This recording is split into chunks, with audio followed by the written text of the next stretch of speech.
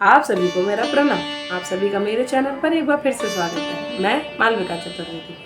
हम इस वीडियो में भगवान शिव के एक और मंदिर का दर्शन करेंगे जिसका नाम बटेश्वर है। बटेश्वर मंदिर हमारे पूर्व प्रधानमंत्री अटल बिहारी वाजपेयी जी के गांव में स्थित है। यह मंदिर बहुत ही पुराना है और इसकी जो कथा है वो बहुत ही अलग है।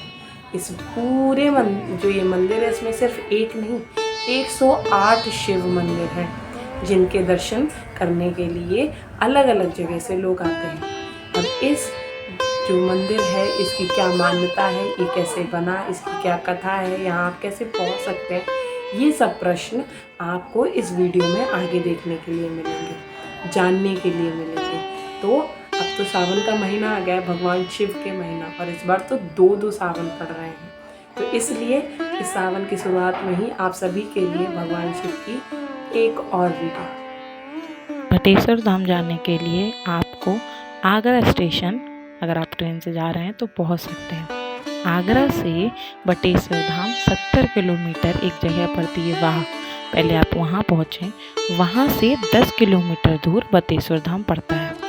इसके अलावा अगर आप इटावा से जाते हैं तो इटावा रेलवे स्टेशन आप ट्रेन से पहुंचकर वहां से आपको आराम से सवारियां मिल जाएंगी। ऑटो टेम्पो चलते हैं जिसके थ्रू वहां से 67 किलोमीटर लगभग पड़ता है बटेश्वर धाम, आप वहां जा सकते हैं। इसके अलावा और भी बहुत सारे तरीके हैं यहाँ पहुँचने के लिए। अगर आपके खुद का कन्वेंस है तो आप उससे भी जा सकते हैं। जैसे कि बटेश्वर धाम जो आगरा के बटेश्वर तहसील में पड़ता है। रामायण, महाभारत का और बहुत जो पुराण हैं, जो धर्म ग्रंथ हैं बटेश्वर का, उनमें भी उल्लेख किया गया है। त्रेता युग में बटेश्वर को सूर्यसेनपुर के नाम से जाना जाता था, जहाँ पे ऐसा बताया जाता है कि 108 मंदिर बने हुए हैं। बहुत सारी ऐसी चीज़ें हैं जिनके बारे में बटेश्वर के बारे में जो कहा जाता है पर वहाँ पे वह सच नहीं है। बहुत सी ऐसी चीज़ें हैं जो सच भी हैं, तो उसके बारे में इस वीडियो में हम और आगे जानेंगे। बटेश्वर धाम को छोटा काशी भी कहा गया है। इसका कारण ये है कि बटेश्वर में जैसे काशी में पहले संस्कृत की जो विद्या थी वो प्रदान की जाती थी, इसी तरीके से बटेश्वर में भी पहले होता था। इस वजह से बटेश्वर धाम को छोटा काशी भी कहा गया है। और यहाँ पे शिव जी के इतने सारे मंदिर होने के का एक यह भी कारण हो सकता है। यह मंदिर यमुना के उत्तरी तट पर स्थित है। ऐसा बताया जाता है कि भदावर के जो राजा थे उनके द्वारा यहाँ पर 40 मंदिरों का निर्माण किया गया था, जो कि 1655 से 1770 के बीच में बने हैं। ये पूरे ही मंदिर नागर शैली के जो तरीका होता है उस तरीके से बनाए जाते हैं। नागर शैली जिसमें कि ऊपर हर मंदिर के ऊपर बड़ा सा गुंबद होता है। इसी के साथ यहाँ पे बहुत सारी और भी कहानियाँ हैं। अभी आपने जिस शिवलिंग को देखा यह बटेश्वर नाथ मंदिर, जो कि सबसे महत्वपूर्ण मंदिर बोला जाता है इन सारे ही मंदिरों में, क्योंकि यह शिवलिंग स्वयंभू शिवलिंग है जो कि अपने आप प्रकट हुई है। इस वजह से बटेश्वर नाथ मंदिर को सबसे ज़्यादा अहम भूमिका इन सभी मंदिरों के बीच में दी गई है। वैसे तो बोला गया है कि भदावर के राजाओं ने 108 मंदिर यहाँ पे बनवाए थे, इस वजह से यहाँ को इसको धाम बताया गया है।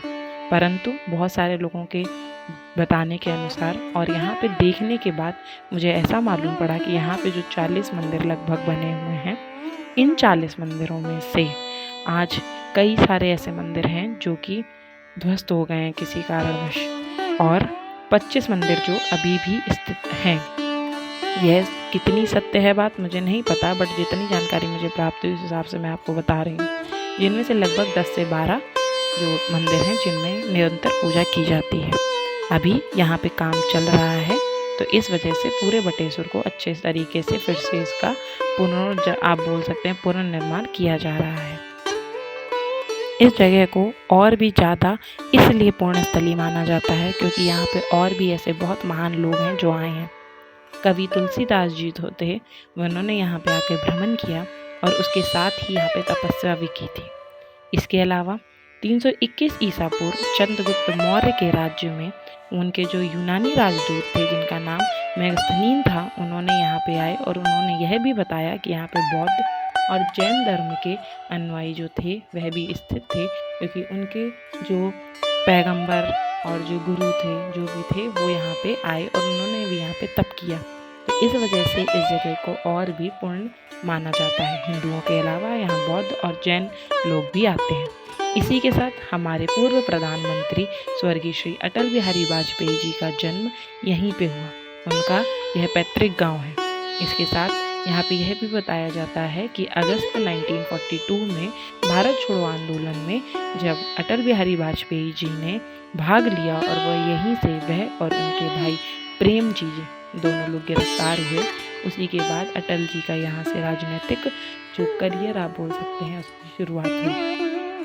इसके साथ यहाँ पे बहुत सारी ऐसी कथाएं प्रचलित हैं जिनकी वजह से इस मंदिर का नाम है।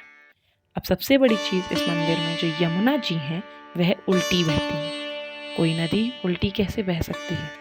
तो यमुना माता जो यहाँ पे हैं उनके उल्टे बहने का क्या कारण है ये एग्जैक्टली नहीं आज तक बताया जा सका है। बहुत सारी ऐसी कथाएं हैं जो कि प्रचलित हैं, जो कि वहाँ के लोकल लोगों के द्वारा पता चली। जब मैंने कुछ लोगों से बात की और जो लोग वहाँ पे जाते रहते हैं उनसे यह पता चला कि यहाँ पे जो यमुना नदी जो उल्टी की गई इसके बहुत सारे कारण हैं, जिनमें से एक कारण यह बताया जाता है कि जो वहाँ के राजा थे उस समय के 17वीं शताब्दी में, जो उनके तत्कालीन राजा थे जिनका नाम बदन सिंह था। बदन सिंह एक बार शाहजहाँ से मिलने के लिए गए थे, क्योंकि शाहजहाँ उस समय मुगल शासक थे। तो जब उनसे मिलने गए तो उन्होंने उनसे आग्रह किया कि वे एक बार बटेश्वर राज्य में उनके यहाँ घूमने जरूर आए। और उन्होंने धोखे से यह कह दिया कि जब आप आगरा से बटेश्वर आएंगे तो आपको वहाँ पे बीच में यमुना नहीं पड़ेंगी, जो कि सत्य बात नहीं थी। जब वह घर पे आए तो उनको इस बात का भान हुआ और उन्हें डर लगा कि कहीं शाहजहाँ ये न समझ लें कि उन्होंने झूठ बोला और उनको दंड न दे दे। इस वजह से उन्होंने जो नदी थी यमुना नदी उस समय कम धारा पे थी तो उनको पलट दिया और वहाँ पे तट बनवा दिए, और इसी कारणवश यमुना नदी को पलट दिया गया। यह कारण मुझे तो बहुत पूर्णतः सही नहीं लगता कि ऐसी कोई नदी पलट दी जाए। इसलिए बहुत लोगों का ऐसा कहना है कि वहाँ पे खेती के कारण जब पानी की कमी हो रही थी तो उसके लिए इस नदी की धार बदली गई है। इसी के साथ और भी बहुत सारी कहानियाँ हैं जिसे हम इस वीडियो में आगे और सुनेंगे। उससे पहले आप यहाँ दर्शन कीजिए। हमने यहाँ पे यमुना नदी में पहले स्नान किया, स्नान करने के बाद पूजा की और उसके बाद यहाँ पे मंदिर में दर्शन किए। यह जो आप मंदिर अभी देख रहे हैं, जैसा कि मैंने आपको अभी बताया था, जो मेन मंदिर जो कि स्वयंभू जो लिंग है, शिवलिंग है, वह यहाँ पे प्रकट हुई थी, जिसको बटेश्वर नाथ बोलते हैं। वह इस मंदिर में गर्भगृह में भगवान गणेश, माता गौरी, उसके साथ भगवान जी के वाहन नंदी जी और भगवान का मुख जो कि वो यहाँ पे स्थापित है, उनके आप दर्शन कर सकते हैं। जब आप यहाँ पे आगे बढ़ेंगे तो हमने सबसे पहले यहाँ पे दर्शन किए भगवान शिव और माता पार्वती के। लोग कहते हैं कि भगवान शिव और माता पार्वती यहाँ पे सेठानी के रूप में बैठे हैं, परंतु जो राजा थे उन्होंने इनको यहाँ पे राजा रानी के रूप में स्थापित कराया था। इसके बाद जब आप आगे बढ़ेंगे यहाँ पे मंदिरों में बहुत सारे मंदिर आपको जो देखने के लिए मिलेंगे, उसमें अलग अलग तरीके की शिवलिंग स्थापित है। जैसे कि आप देख सकते हैं कि यह जो शिवलिंग है ये बहुत ही मोटी सी है, तो इसीलिए इनको मोटेश्वर महादेव भी बोला जाता है। इस मंदिर के बाद आप लाइन से कई सारे मंदिरों को देख सकते हैं, जिसमें हर तरीके की शिवलिंग, जो कि कोई शिवलिंग आपको काले रंग में, कोई सफ़ेद रंग में, कोई किसी तरीके के आकार की, कोई लंबी, कोई छोटी, आपको देखने के लिए मिल जाएंगी। यह पूरे ही मंदिर सारे जितने भी हैं ये यमुना के किनारे ही स्थित है। तो एक एक करके जितने मंदिरों में हम गए आप उस पर दर्शन करिए। और इसी के साथ यहाँ पे जो दूसरी कथा प्रचलित है वह यह है कि दो राजा थे, एक बदावर के और एक दूसरे राजा थे। उन लोगों ने जब उनकी पत्नियां गर्भवती थीं तो दोनों लोगों ने यह निश्चित किया कि उनके घर में जो भी बच्चे हैं उनका विवाह वे करा देंगे, परंतु दोनों लोगों के पुत्रियां हो गईं। तो यहाँ के जो बटेश्वर के राजा थे उन्होंने ये बात छुपा ली और अपनी पुत्री को पुत्र की तरह रखा। जब बाद में विवाह भी कर लिया, परंतु जब विवाह हो गया तो ये बात पता चली, ये लगा उनको ये बात तो खुल जाएगी, तो जो उनके पुत्र की तरह रहने वाली पुत्री थी वह यमुना में कूद गई। जब वे नीचे गई तो वो राजा और पूरा परिवार शिव जी के बहुत बड़े भक्त थे। जब शिव जी ने उनसे पूछा कि तुम क्या चाहती हो, तो उन्होंने पूरी बात बताई। तो इस तरीके से वे यमुना नदी से वापस पुत्र के रूप में निकले, जिसकी वजह से राजा ने प्रसन्न होकर इन सारे मंदिरों का निर्माण कराया। यह सारी कथाएं यहाँ पे जितने लोग हैं उनसे पता चलेंगे लोकल, तो इनमें कितनी सत्यता और कितनी नहीं यह मैं नहीं बता सकती, परंतु मैं आपको जितनी भी कथाएं पता चली उनको इसलिए बता रही हूँ जिससे कि आपको भान हो और आप भी इस बारे में कभी जाएं तो पता जरूर करें। हम आगे और ज़्यादा और सारे मंदिर गए और हमने सभी मंदिरों की एक एक करके दर्शन किए। तो इसी के तरीके से बटेश्वर धाम जो है, यहाँ 108 या 101 मंदिर पूरे मुझे तो नहीं दिखे, पर हो सकता है कि पहले हों और किसी कारणवश यह ध्वस्त हो गए हैं। तो मैं संदेह बिल्कुल नहीं कर रही इन सब चीज़ों पे। भगवान की किसी भी जगह पे संदेह करना एक तरीके से पाप है, वह मैं बिल्कुल नहीं करूँगी। तो आप आगे और भी जो शिवलिंग हैं उनके दर्शन करिए, और आपको अगर कभी भी मौका मिलता है आप आगरा, इटावा या कहीं भी आसपास फिरोजाबाद जिस भी जगह पे हैं तो वहाँ से आप यहाँ पे दर्शन करने के लिए ज़रूर आएँ। यहाँ पे स्नान करें, यहाँ पे देखें, हमारे अपनी पुरानी चीज़ों को हमें ज़रूर देखना चाहिए।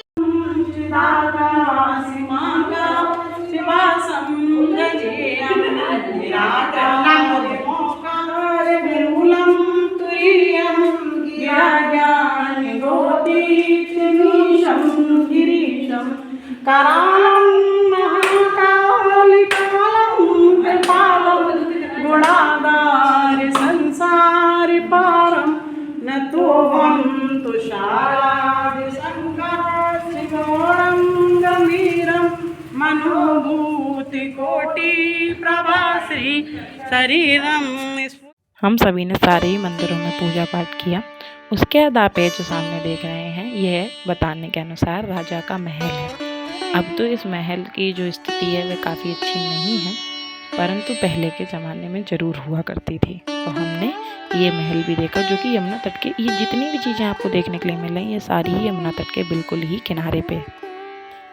सारे ही मंदिरों में दर्शन किए। आप एक साथ यहाँ देख सकते हैं कि यहाँ जितनी भी शिवलिंग है सब अलग अलग रूप में, अलग अलग भांति की हैं।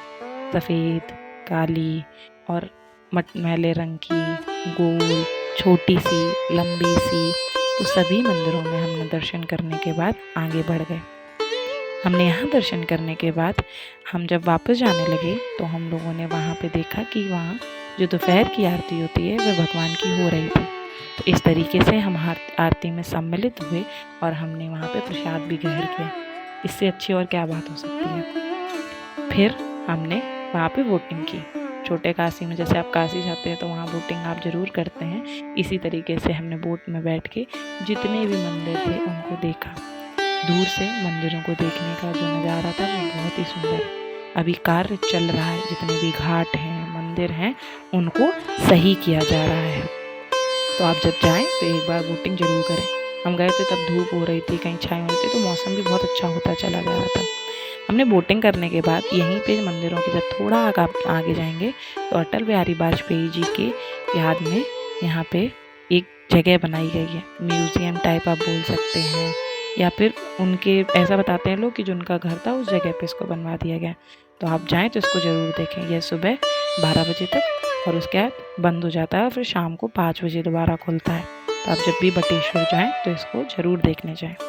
इसी के साथ जब हम अपने घर वापस लौट रहे थे तो इटावा बटेश्वर से जब आप इटावा की तरफ आएंगे तो बीच में ही एक साईं मंदिर पड़ता है। यह साईं मंदिर भी बहुत ही सुंदर और बहुत ही बड़ा बना हुआ है। इटावा से ज़्यादा दूर नहीं है ये, तो आप स्टेशन से यहाँ पे अगर सिर्फ साईं मंदिर घूमने आना चाहें तो वो भी आ सकते हैं। साईं मंदिर में दर्शन करें हमने। जितने भी साईं मंदिर भी कुछ समय पहले ही मैं शिरडी के साईं बाबा गई थी, वहाँ पे भी साईं मंदिर में हर एक जगह बहुत शांति सी होती है, वैसा ही यहाँ पे भी था। तो हमने यहाँ पे दर्शन किए। यहाँ बीच में और भी कई मंदिर हैं, एक वैष्णो माता का मंदिर है और भी कई हैं जिसको कि इस वीडियो में मैं नहीं दिखा पा रही हूँ, और इस बार हम वहाँ गए भी नहीं थे। तो इसके साथ ही इस वीडियो में हमने यह तीनों जगह घूमी, और आप कभी भी यहाँ जाएँ तो एक बार ज़रूर दर्शन करने जाएँ। यह भी वैसे ही पुण्यवान है, और सावन के महीने में यहाँ का दर्शन करना तो बहुत ही बड़ी चीज़ है।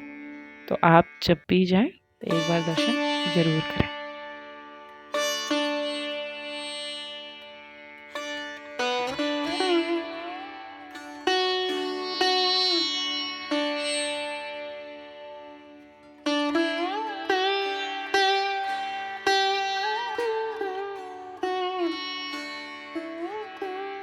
आप सभी को ये वीडियो कैसी लगी इसको कमेंट में बताएं। इस वीडियो को लाइक करें, चैनल को सब्सक्राइब करें और सभी के साथ इसको शेयर करें। तब तक सभी को प्रणाम।